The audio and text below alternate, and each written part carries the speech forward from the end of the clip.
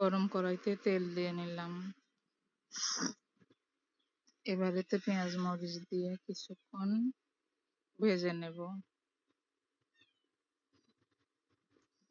আমি আগের থেকেই কুমড়োটা কুচি করে কেটে নিয়েছিলাম ভাজার জন্য। এরপরে লবণ দিয়ে কিছুক্ষণ মাখিয়ে রেখেছি যাতে পানিগুলো বের হয়ে যায়। তারপরে পানিগুলো চিপে বের করে দিয়ে তাতে লবণ হলুদ দিয়ে রাখি। এবার তা কড়াইতে ঢেলে দিলাম। কিছুক্ষণ নাড়াচাড়া করে লবণ হলুদ কুমড়োর সঙ্গে মিশিয়ে নিয়ে ঢাকা দেব।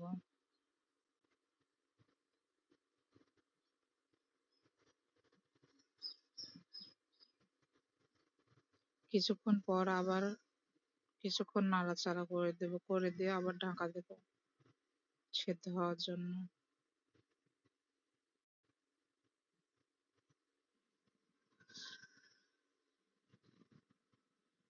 আবার মিনিট ৫ পরে ঢাকনাটা তুলে ভালোভাবে কুমড়োগুলো নেড়ে ছড়িয়ে দেবো যাতে পানিগুলো ভালোভাবে শুকিয়ে যায়।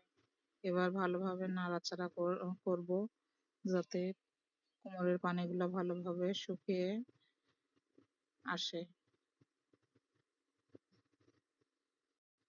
কিছুক্ষণ নাড়াচাড়ার পরে যখন পানিগুলো একবারে শুকিয়ে যাবে তারপরে নামিয়ে নেব।